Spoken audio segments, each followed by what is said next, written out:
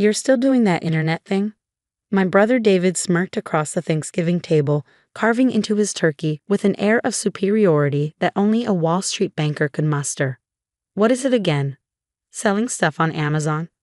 I took a deep breath, reminding myself that engaging wasn't worth it. 5 years of these jabs had taught me patience, if nothing else. It's an e-commerce platform, I said quietly, reaching for the mashed potatoes. We help small businesses. Oh, honey, my mother interrupted, her voice dripping with false sympathy. Don't you think it's time to look for a real job? Your cousin Jessica's firm's hiring. My name is Olivia Walker, and for the past 5 years, I've been building what would become one of the most successful e-commerce platforms in the country. Not that my family would know it, to them, I was just their wayward daughter who'd thrown away a promising career in finance to play on the internet. Mom, I started, but my father cut me off with a wave of his hand.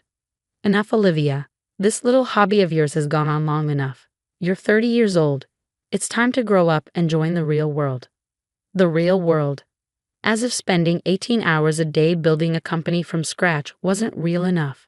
As if the thousands of businesses using my platform weren't real. As if the millions in revenue we were generating wasn't real money. But they didn't know about any of that. I'd stopped sharing details of my business with them years ago, when it became clear they weren't interested in understanding what I was building. To them, success only counted if it came with a corner office and a prestigious company name. Speaking of the real world, David chimed in. Did you hear about my latest deal? Closed it yesterday, biggest merger in the firm's history. My mother beamed, reaching across the table to squeeze his hand. That's wonderful, darling. Will this mean another promotion? I pushed my food around my plate, letting their conversation wash over me. It was always like this. David's achievements celebrated, mine dismissed. He was following the path they understood. Prestigious college, Wall Street job, steady climb up the corporate ladder. I dared to do something different, and in their eyes that made me a failure. Later that evening, as I helped my mother clean up in the kitchen, she tried again. Olivia, sweetheart, I'm just worried about you. All this time alone, staring at computer screens. It's not healthy. I scrubbed a pan with more force than necessary. I'm not alone, Mom. I have a team now, 20 people actually. She paused, dish towel suspended midair. You have employees? Yes, I said, keeping my voice level. We moved into a real office space last month. For a moment, I saw a flicker of interest in her eyes, but it quickly disappeared. Well, that must be expensive. Are you sure you're not getting in over your head? And there it was, the constant doubt, the assumption that I couldn't possibly know what I was doing. I'd stopped telling them about my successes because their response was always the same. Concern, skepticism, and thinly veiled disapproval. I'm managing fine, I said shortly, putting the last dish in the drying rack. I should get going. Early meeting tomorrow. Meeting? My father scoffed from the doorway. With your computer? I grabbed my coat and purse, fighting back the urge to tell him exactly who my meeting was with, one of the largest venture capital firms in Silicon Valley. But what was the point? They'd made up their minds about my hobby long ago. The drive home gave me time to decompress, to shake off the weight of their disapproval. My phone buzzed with a text from my best friend and COO, Maya. How was the family inquisition? I smiled despite myself. Same as always. David's a genius, I'm wasting my life. You know, the usual. If they only knew, she replied. Can't wait to see their faces when the news breaks. Ah yes, the news. The thing I'd been sitting on for weeks now, wanting to tell my family but knowing they wouldn't understand its significance. The Forbes article was scheduled to come out in less than a month, featuring our company in their annual 30 Under 30 list. But it wasn't just that. They were doing a full profile on our Me2Work rise in the e-commerce space. I pulled into my driveway, my modern townhouse a stark contrast to the modest suburban home I just left.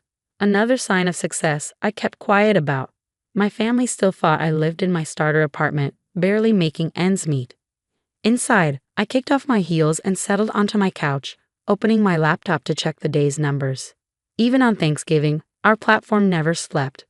The dashboard showed over $500,000 in transactions processed just today, a slow day given the holiday. 5 years ago, this had all been a dream. I was working 60-hour weeks at a prestigious financial firm, doing exactly what my parents wanted and feeling completely unfulfilled. The idea for my platform came from watching small business owners struggle with online sales. They needed something simpler, more intuitive, more integrated than what was available. I started building it nights and weekends, learning to code through online courses, piecing together the foundation of what would become Walker Commerce. When I quit my job to pursue it full-time, my family thought I was having a mental breakdown. She's throwing away everything she's worked for, I overheard my mother telling her friends. And for what? Some website. Those early days were brutal. Living on savings, working from my tiny apartment, dealing with endless technical challenges and skeptical potential clients. But slowly, steadily, it started to work. Small businesses signed up. The platform grew. Revenue started trickling in. I hired Maya first, my old college roommate who'd been quietly cheering me on from the beginning. She left her corporate job to join me, believing in my vision when even I had doubts. Together, we refined the platform, expanded our services, and started building a real company. My phone buzzed again. An email from our lead developer about a new feature launch. I responded quickly, then noticed another message from our PR team about the upcoming Forbes piece. They wanted to schedule a photo shoot next week. A photo shoot for Forbes magazine. Sometimes it still felt surreal. The next morning, I was in our office early as usual. The space was modern and open, with exposed brick walls and huge windows, a far cry from the corporate cubicles my family thought represented success. Our team would be in later, but I liked these quiet moments to focus on strategy. "You're here early," Maya said, walking in with 2 cups of coffee. She handed me one, settling into the chair across from my desk, still recovering from family fun. I took a grateful sip, just the usual drama. Dad asked if I was still doing that internet thing. Maya rolled her eyes. As opposed to what he's doing, running the same insurance agency his father started 50 years ago. "Hey," I protested weakly, "that's a real business." "Right," she laughed, "because helping thousands of small businesses succeed isn't real enough." She had a point. Our platform had processed over $100 million in transactions last month alone.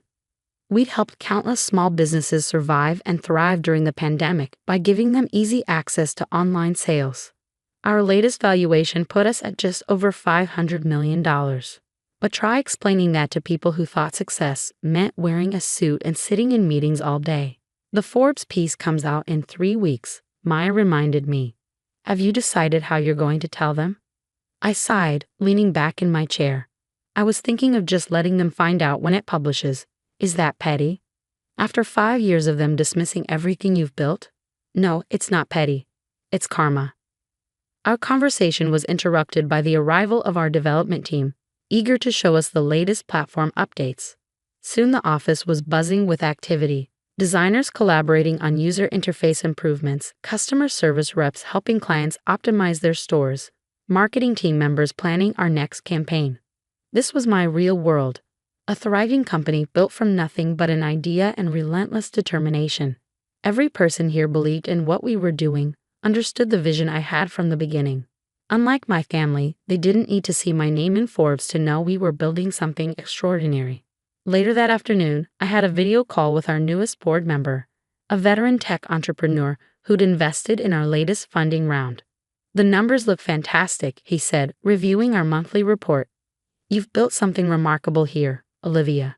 Not many founders can scale this fast while maintaining such strong fundamentals." I smiled, remembering my father's dismissive comments about my little hobby. "Thank you," I said. "We're just getting started." Indeed, the Forbes piece should help with visibility. Have you thought about how this might change things? I had thought about it, probably more than I should have. The article wouldn't just announce our inclusion in the 30 under 30 list. It would detail our growth, our valuation, our impact on the e-commerce landscape. It would make public everything I kept quiet about for years. "I'm prepared for the attention," I assured him. "We've got a solid PR strategy in place." What I didn't say was that I was more concerned about my family's reaction than any public scrutiny. How would they handle learning that their failing daughter had built a $500 million company right under their noses? That evening, as I worked late in my office, my mother called. I almost let it go to voicemail, but guilt won out. Hi, Mom. Olivia, honey, I've been thinking about what we discussed yesterday, she began, her voice taking on that careful tone she used when she thought she was being helpful. Jessica's firm really would be perfect for you. They even offer great benefits. I pinched the bridge of my nose, staring at the multiple monitors on my desk displaying our platform's real-time analytics. Over 10,000 transactions have been processed just in the time since she'd started talking. Mom, I appreciate the thought, but I'm not looking for a job. My business is doing well. But is it stable? Do you have health insurance? A retirement plan? These are important things, Olivia. I thought about our comprehensive benefits package, the equity all our employees received, the 401 matching we'd implemented last year. But explaining any of that would just lead to more questions I wasn't ready to answer. I'm fine, Mom. Really. She sighed, that heavy, disappointed sound I'd grown so used to. I just don't understand why you won't consider other options. Your brother. I have to go, I interrupted. I have a call with our West Coast team. After hanging up, I sat in silence for a moment, looking around my office. The wall opposite my desk displayed our company values in bold letters: innovation, integrity, impact. Below them hung framed articles from various tech publications praising our platform's innovations. None of them meant anything to my family. They weren't from the Wall Street Journal or Financial Times, so they didn't count. Maya stuck her head in, waving a tablet. Final approval needed on the Forbes photo shoot location. They want to do it here in the office. Thoughts? I nodded. Makes sense. Just make sure they get shots of the team, not just me. This isn't a one-woman show. Speaking of the team, she said, settling into a chair, morale is through the roof since we announced the new equity distribution. People are excited about the growth. Our latest funding round had allowed us to increase everyone's equity stakes, something I was particularly proud of. Everyone who helped build this company deserved to share in its success. That's good, I said, then hesitated. Maya, am I being childish about my family? Should I just tell them everything? She considered this for a moment. Remember when you first started and they told you it was just a phase? That you'd come crawling back to your real job within 6 months? I nodded. And remember when you landed your first major client and they said it was just luck? That you couldn't build a sustainable business on the internet? Yes. And remember last Thanksgiving, when your brother literally patted you on the head and said maybe you could help him build a website for his dog's Instagram?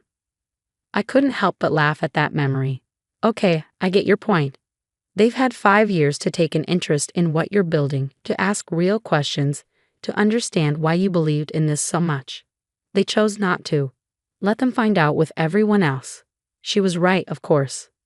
My family's dismissal of my work wasn't just about lack of understanding, it was about lack of respect. They decided early on that my path wasn't valid, that success only counted if it followed their predetermined script. Well, they were about to learn just how wrong they'd been.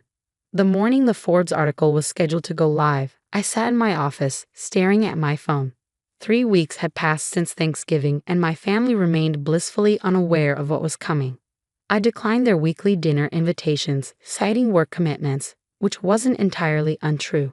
Preparing for the publicity around the Forbes piece had kept us all busy. It's live, Maya announced, bursting into my office with her tablet. And it's, wow. I took the tablet from her, my heart racing as I read the headline. The Future of E-Commerce. How Olivia Walker Built a $500 million empire from her apartment. The article was everything our PR team had hoped for and more. It detailed our company's explosive growth, our innovative approach to helping small businesses, and the impact we'd had on the e-commerce landscape. There were photos of our office, our team, and yes, me, described as the visionary founder revolutionizing online retail. Your phone's about to blow up, Maya warned just as it started buzzing with notifications. LinkedIn messages, Twitter mentions, email alerts, text messages from friends and former colleagues. But nothing yet from my family. They didn't exactly follow tech news. That changed about an hour later. Olivia, my mother's voice was shrill through the phone. Why is Jessica calling me asking about you being in Forbes magazine? I took a deep breath. Because I am in Forbes magazine, Mom. The article just came out this morning. But how? Why?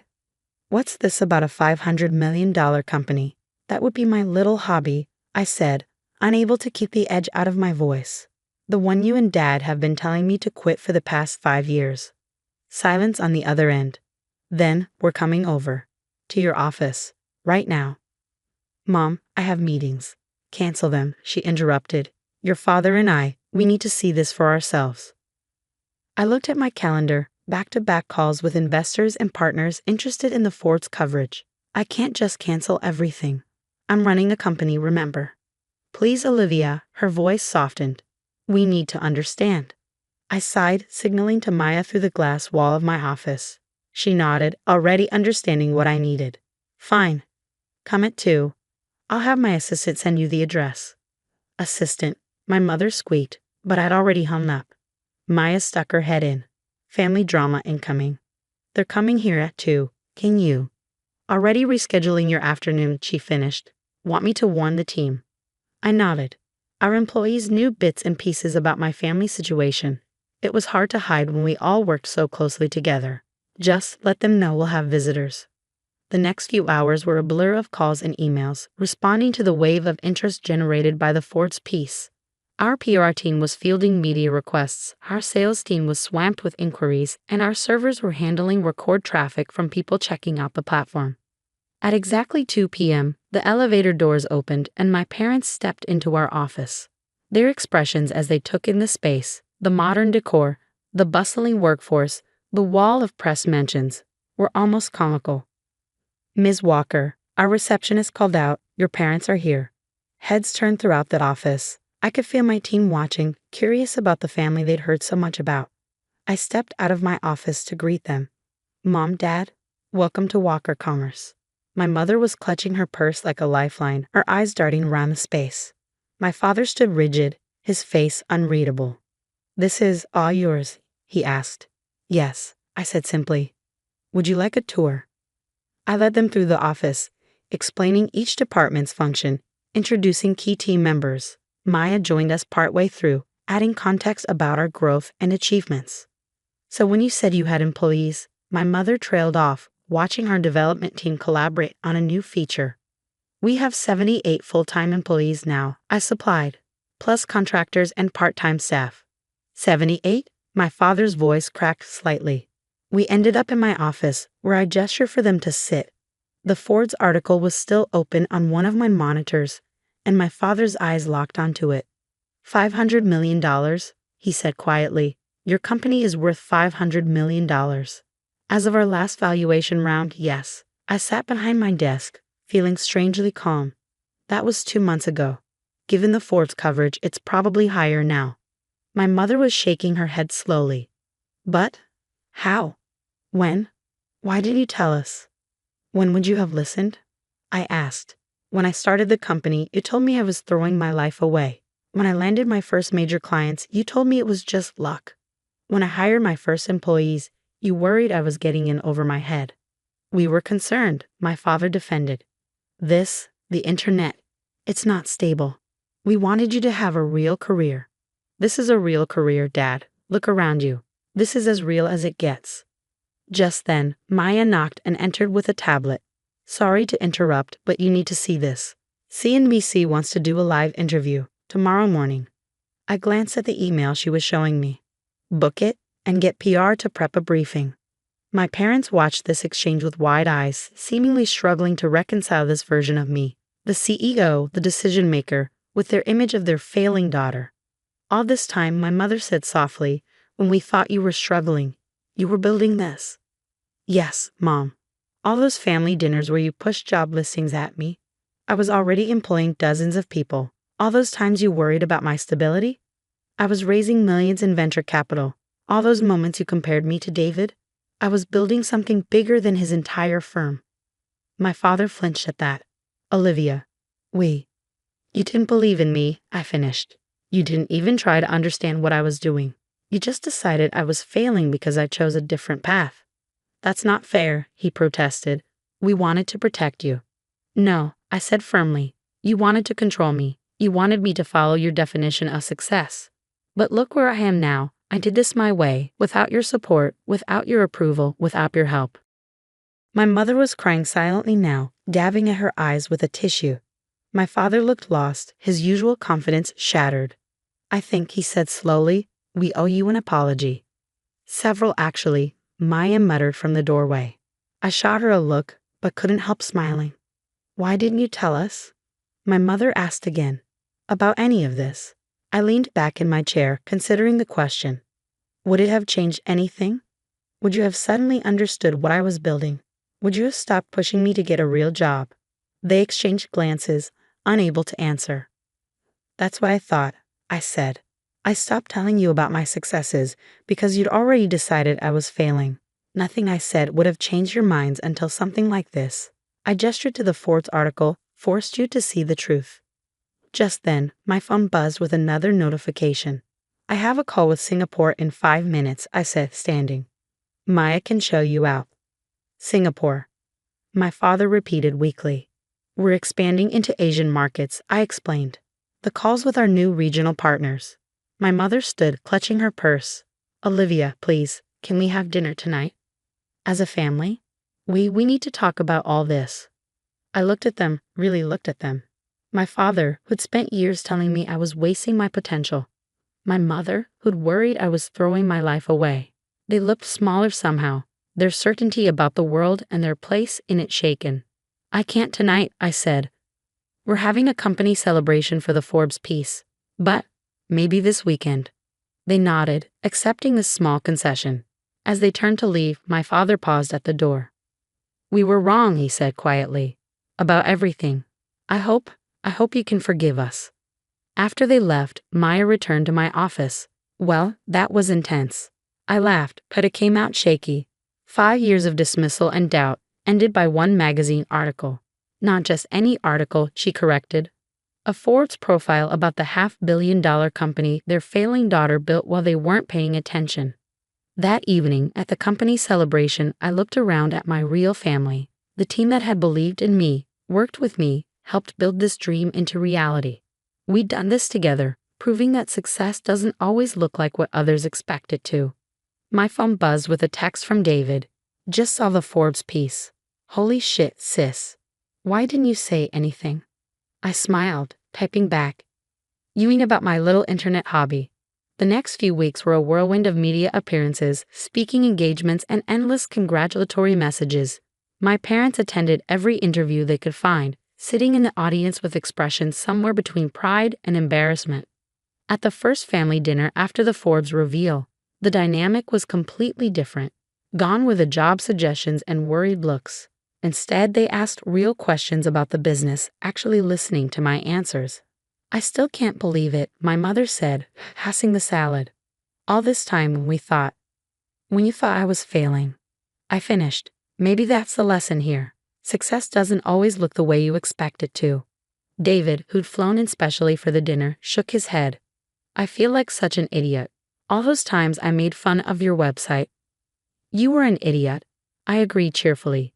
But at least you admit it now. My father cleared his throat. Olivia, I've been thinking. The agency, maybe it's time we looked at modernizing our systems. If you think your platform could help. I smiled, remembering all the times he dismissed online business as a fad. I'll have my team reach out to you next week. We have a great solution for insurance agencies. The irony wasn't lost on any of us. The daughter they thought was failing was now in a position to help modernize the family business.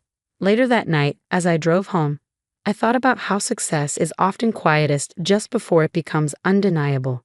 For years, I'd worked in relative obscurity, building something my family couldn't understand or appreciate. But I believed in my vision, even when no one else did. My phone buzzed with a message from Maya. CNBC tomorrow morning. Ready to shock more people who underestimated you? I smiled, thinking about all the other dreamers out there, facing their own doubting families, their own uphill battles. Maybe my story would help them hold onto their vision, even when everyone else called it a hobby. Because sometimes the biggest success stories start with someone saying, "You'll never make it," and one person deciding to prove them wrong.